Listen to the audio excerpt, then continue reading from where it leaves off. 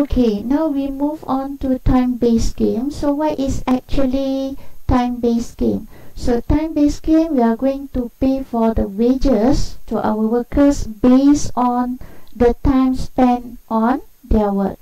Alright, for example, if they spend 8 hours a day, so we are going to pay based on the 8 hours a day. Alright, so the rate is predetermined. It means that we determined earlier how much the rate is going to be paid to the workers. So basically we have two here. Number one is a basic scheme, and number two is a high day rate. Okay, now we have a look what is a basic scheme.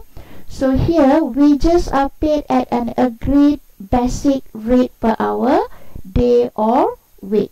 Alright, so here normally, for example, if one worker work 8 hours a day, so the rate is, for example, 10 ringgit. So what is her salary for that day is going to be 80 ringgit.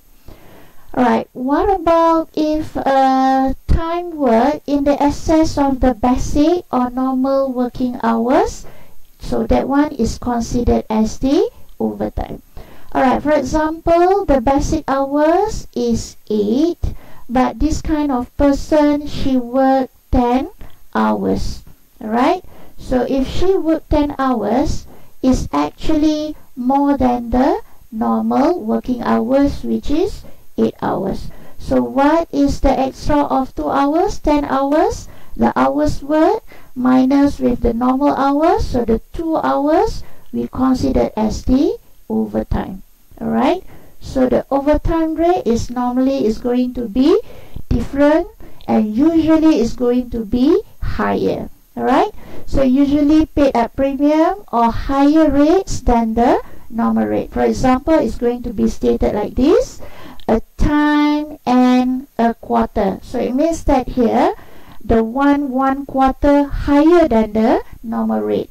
A time and a half, it means that 1.5 above the normal at the normal rate, or double the normal rate. So it depends on the company.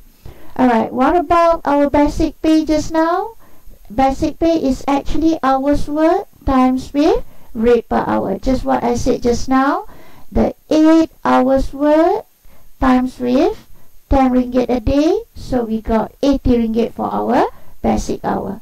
What about overtime here? So overtime is the extra hours, just like our example just now. The 2 hours here is actually the overtime, and then we have to time with the overtime rate, either 1 quarter, alright, one quarter, 1.5, or double than the normal rate.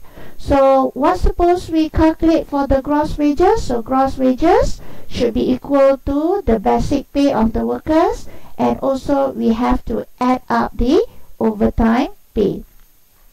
So what is overtime? Just like before, hours work, normal hours, hours work by the workers, and then we have to minus with basic working hours or normal working hours. So the difference is overtime, just like what we do our calculation before.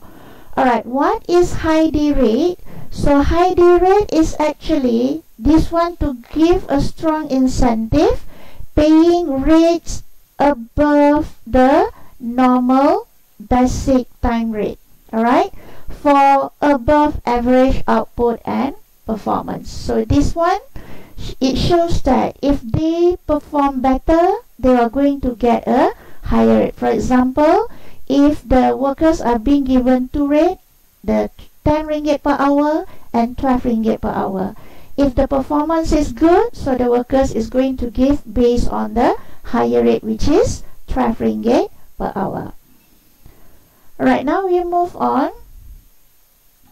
to our example of a time-based scheme, alright, which is basic scheme. So come, we have a look. Alright, so if the basic hours or normal working hours is 40 hours a week, alright, how much is the workers work or hours work in a week? So this is the this is the hours work for an employee. So For example, she took 48 hours. So rate per hour is 12 ringgit. What about the overtime? The overtime rate is time and a half. So how are we going to calculate for the gross wages? Number one, we have to calculate for the basic wages.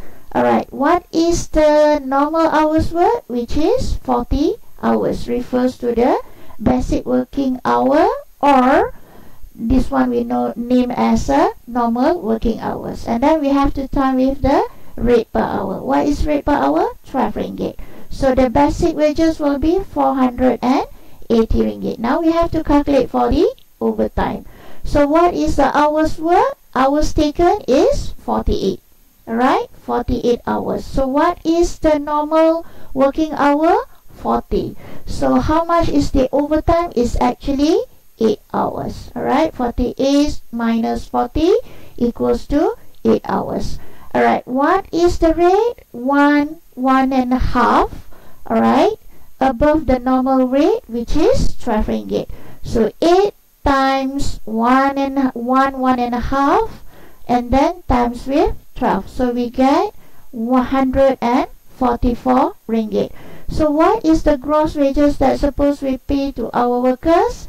Is actually 624, which is we have to plus the basic and also the overtime for that person.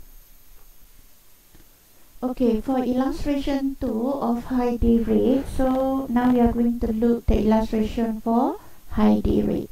So what is high day rate? Is actually there are different rate between. Number one is the normal rate. For example here, if the output per hour is 5 unit, so the rate that should pay to the workers is 10 ringgit.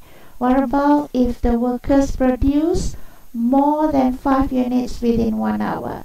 So if she produce 5 units, or sorry, more than 5 units within 1 hour, so the rate will be higher, which is 12 ringgit per hour. Alright?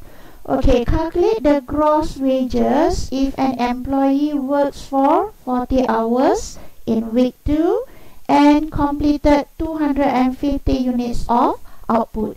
Alright, number one, what we have to do is to identify which rate that suppose we pay to the workers, either based on the 10 ringgit here or based on the 12 ringgit. Before we decide, we have to do some calculation. Alright, number one, we have to take the 250 units divided by 40 hours in order to get how much the workers can produce within 1 hour. So after we divide, so we get 6.25 unit per hour. So it shows that the workers can produce above than 5 units.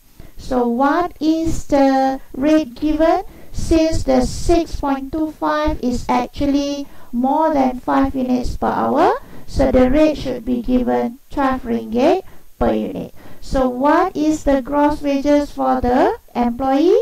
40 hours. She worked for 40 hours here, so we take the hours is 40, and then we times the 12 ringgit. Here the 12 ringgit, which is the high day rate. Why we give the 12 ringgit? Because the workers can perform better where the workers produce more than 5 ringgit within 1 hour. So 40 times 12 equals to 480 ringgit. Okay, lastly, for the time base, we are going to understand or to identify what are the advantages of time-based scheme, and the other one is what are the disadvantages of time-based scheme. Right now, what are the advantages? Number one is very simple to understand by the workers, and also is easy to the administrator. Because why? If we would like to calculate for the wages, we just know the hours worked, and then we can times with the rate per hour. Alright, so in this kind of time base, it's really appropriate or good for a company where they would like to maintain the quality, because the workers are not in a hurry to complete their job, since their salary or wages are being paid based on the hours work. What about the breakage tools and wastage of materials? So this one can be minimized because they can work carefully, not in a hurry. Alright, last one.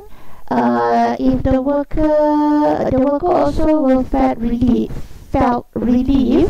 because they are going to get the same salary, okay, for a certain period, for example in a week or a month. Alright, what are the disadvantages? Alright, there is no incentive to increase output.